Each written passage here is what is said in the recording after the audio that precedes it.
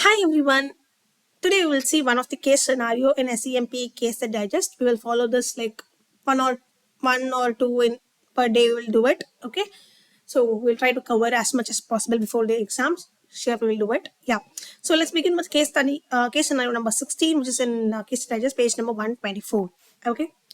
Let's begin. So I will not read it entirely. Okay, I'll just give a glimpse of what it is. I've already underlined it. You could take a screenshot if you want, or you could mark the same in your books.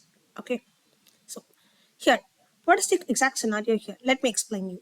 First, A is a mid-sized bank. A is a bank, okay, which has major product is housing loan and commercial loan. Housing loan and commercial loan is the major product of A, which is a mid-sized bank.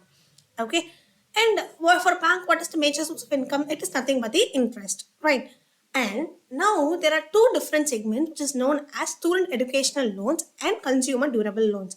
Student educational loans and consumer durable loans, which are minor part of the loans and advances, thereby minor part in the interest income. Okay, which is nothing but each less than 1% of the total loan portfolio. Okay, so we are going to analyze what is the possible opportunity in these two types of loans. Okay, so we have been given the interest income schedule for the next 5 years or the current 5 years, whatever, however we assume it, right? So year 1, 15, 18, 21, 28, 25, and year for consumer durable loans it is 38, 20, 30, 28, 22, 16, and 12.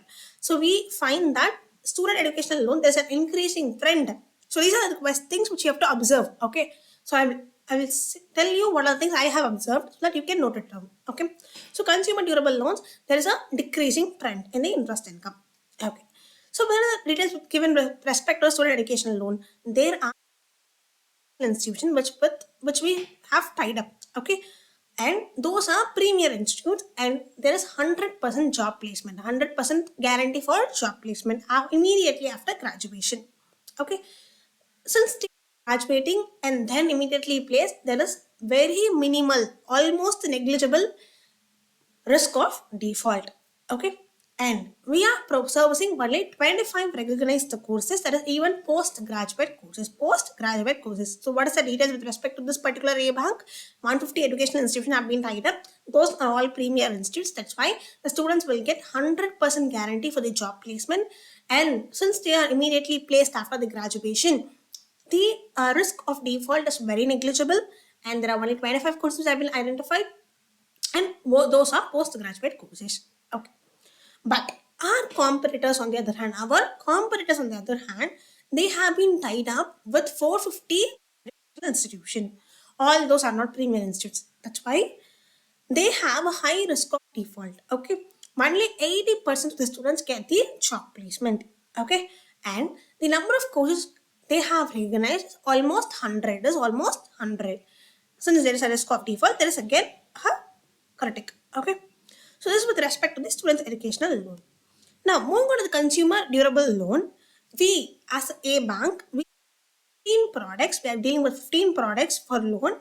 Okay, and the loan disbursement we are going to connect to the customer. We are the sales personnel who is there in the particular selected store. Okay, we have regularly selling stores, we have to purchase from that. See, why we have some insurance, right? Only from this hospital if you go, you will get the insurance. Likewise, the bank has tied up with certain stores, like for example Reliance Digital or something, where if you purchase from there you will get the loan. Okay, otherwise you will not get. Okay, so that's why the loan disbursement procedure is there. We are the sales personnel.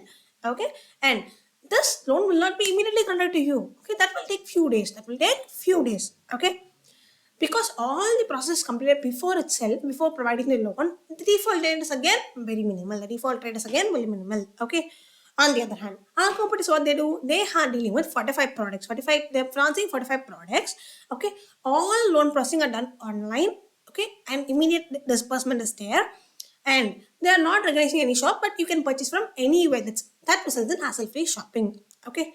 Now, what is the requirement of the question? So any time which when you read such a long question, either in MCQ or in the case whenever it be, first read what is the requirement. Okay, first read what is the requirement. So your mind will. Yeah, I have done it before.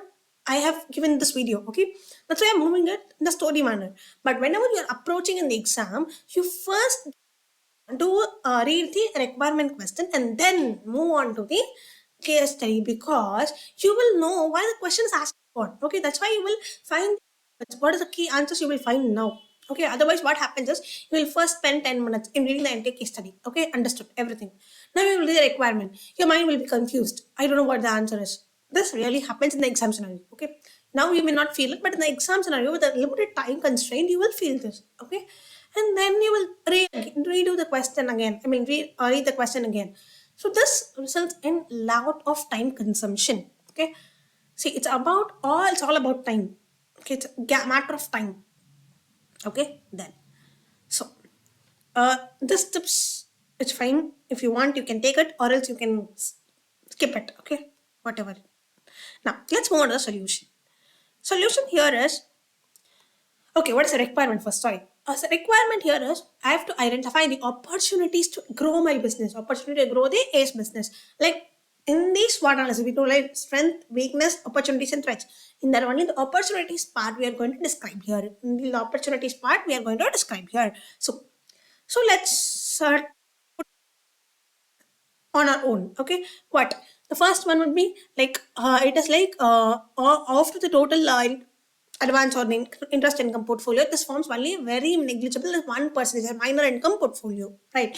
At the same time, if we have the potential, it is having high potential to grow, thereby they could form again a good part in the interest or the total income, total advance portfolio. Now, so focusing on the students' educational loan, what had been happening? It had been growing from 15 lakhs to 35 lakhs in the year 5.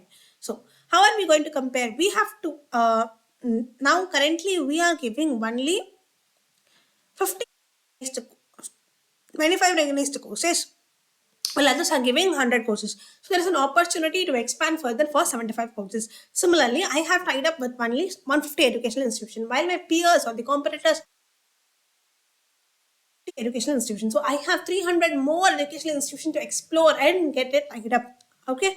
So then, the next would be the, so wait, just a minute. Okay, these two could be there. So by expanding the range of courses and getting the more educational institution, I will be able to grow the business. But this comes with a risk. That risk is known as risk of default. Currently, my risk of default is negligible, while my peers' risk of default is 20%. I am following a conservative approach, but they are following a risk-taking approach. They are following a risk-taking approach. So if I give the loans to other 75 courses or the other 300 institutes, then there may be a high chance of risk of default. High chance of risk of default. Okay. Now, high chance of risk of default. Just give me a minute. Yes. Okay.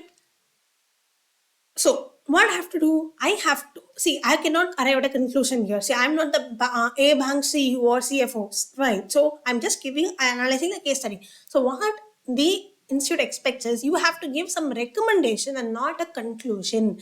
It is recommend, read the question, it's not to conclude. It is to recommend. See, it is a recommend, not the conclusion. So be aware. What is the difference? Conclusion is if you are giving outright statement. Okay, recommendation is you can do like this if you want this. Okay, so it is recommended. It is telling that I can say that if you want to grow your business, you can tie up with these institutes and these courses, but this comes with the risk of default. So you have to think with your internal benchmark requirements and your risk profile. Currently you are conservative nature. If you want to take more risk, you can join these, okay, based on your risk requirements, and then you can formulate your own strategy. This is what I'm going to tell. I'm not telling that you should join these courses, you should not join these courses. No. Okay, that's not required. Okay, then consumer durable loans. Similarly, if you go here for the consumer durable loans, it has been following a decreasing trend, right? Good. Okay, it has been following a decreasing trend.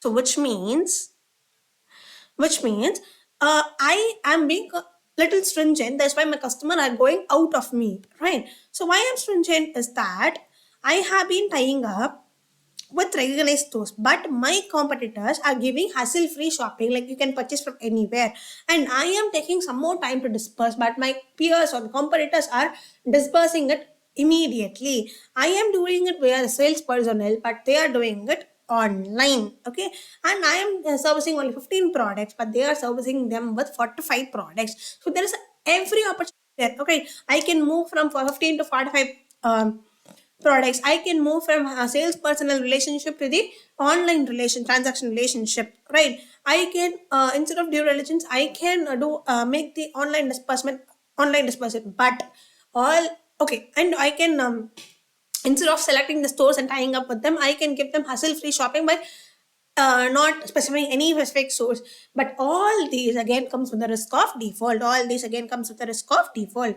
Okay, so it is recommended to study further. So see, I have okay, there may be the 45 products may be there, but out of which only 10 products are regularly purchased. Okay, out of okay, let me take 45 products. I will remove all 15 products.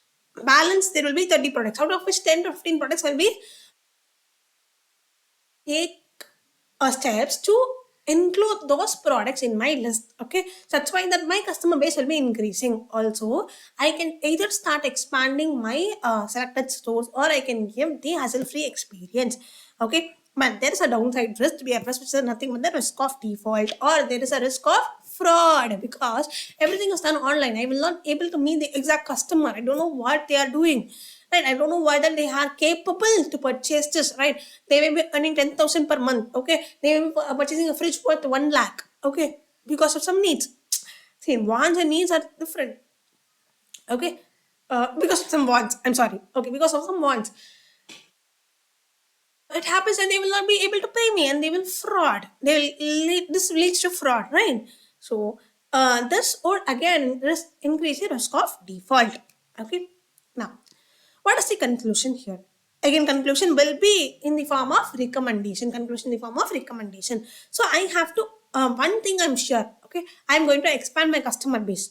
One thing I am very sure, means I'm going to expand my customer base. By this, I'm going to tell him how I'm going to convince him. I'm going to convince him that you have the main product house and the housing loan and the consumer durables. No, I mean, yeah, commercial loan products. Okay, you go and identify those customers who are in need of educational loan. Okay, but again, who are in need of housing loan. Okay, but then you can tell them, if you get housing education loan now, you can then cross sell your housing loan product to them, cross sell your housing loan product to them, or else you can cross sell your commercial loan product to them, so that they can make it useful in their business. Okay, by this the objective of expanding your customer base is accomplished. Okay, and you may also need to revise or revisit your risk profile. Okay, and you have to tailor your required strategy based which are meeting your internal benchmark requirements. It could make SLR requirement will be there, CRR requirement could be there, which or some other financial requirement is there for the particular banks. So after meeting all that, if you have those fix those number and then come up with a strategy, and which is based on a risk profile. If you need revision risk profile, please do it. Okay, this is our recommendation. Okay, so stay tuned. We will also catch up in some other video. Thank you so much.